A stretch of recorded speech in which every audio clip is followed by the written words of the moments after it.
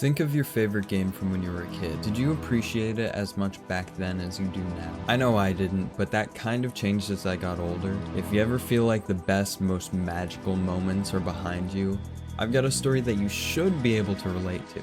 But real quick, thank you for watching. My internet checkpoints video got like 40,000 views now, and the support on it has been unreal, so I appreciate it. If you haven't already, subscribe and enjoy. So I'll start us off in the early 2000s. My family had two consoles, a Super Nintendo and a PlayStation 1.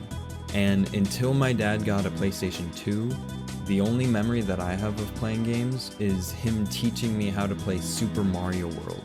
The PS2 was a big thing for me because around that time we got a bunch of new games like Lego Star Wars 1 and 2, The Incredibles, but PlayStation 2 games were a little expensive, so since it was backwards compatible with the PlayStation 1, we just got a bunch of PlayStation 1 games. It's a little ironic that they spent all this money on a new console just to barely get any games for it, but that's how my childhood was. And to be honest, I kind of preferred these PlayStation 1 games over the PlayStation 2 games. Don't get me wrong, I played so much Lego Star Wars, but my favorite game was probably the Monsters Inc. video game for PlayStation 1. It's definitely a product of its time. Every game wanted to be Mario 64 because that was the only reference point for 3D games back then. So you had a world where you had multiple objectives that you would go in and finish one objective and then replay the same world.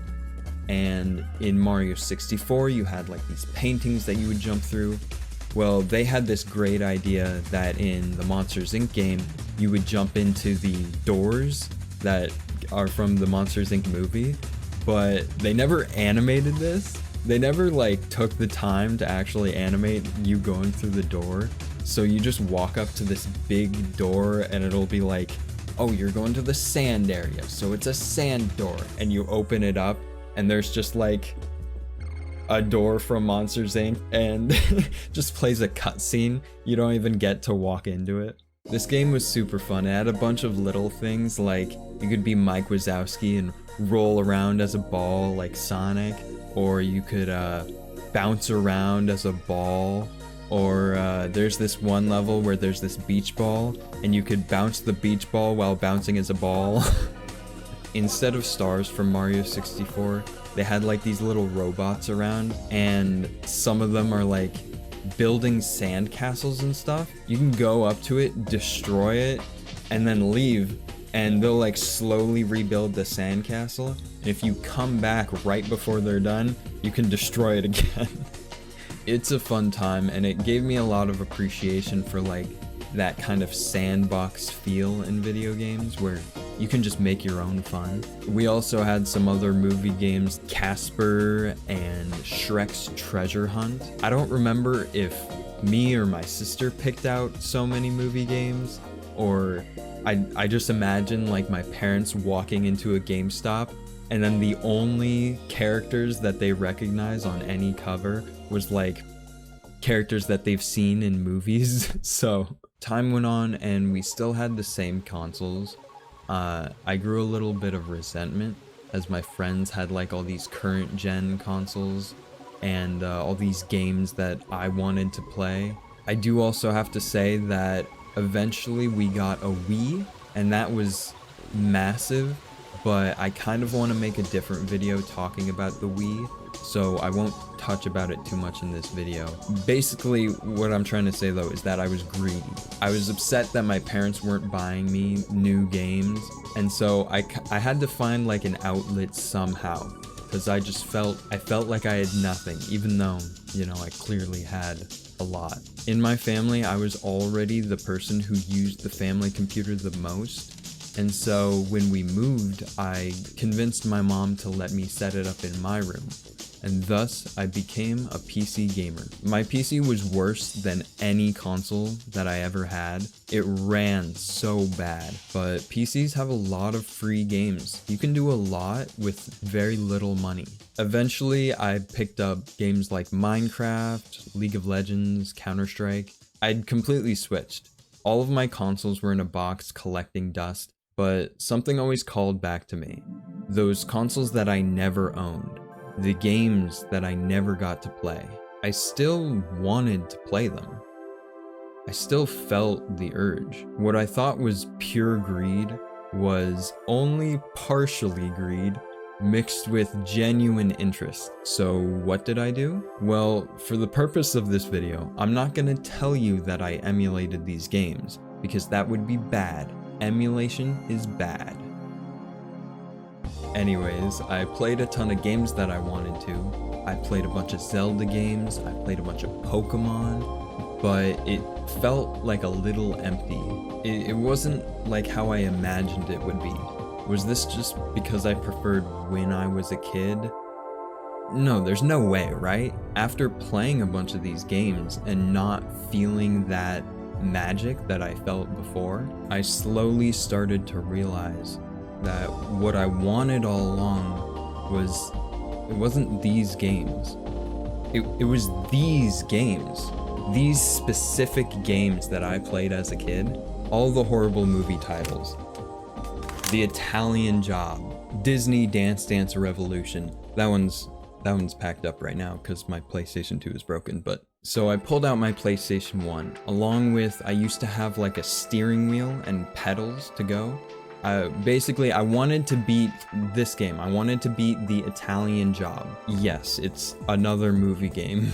I was always really bad at this game. It's not a good analogy, but it reminds me of like GTA. It's like PG GTA, but you can't get out of the car. Since I was going to online school at the time, I would often invite my friends over, that way I could socialize and talk to them.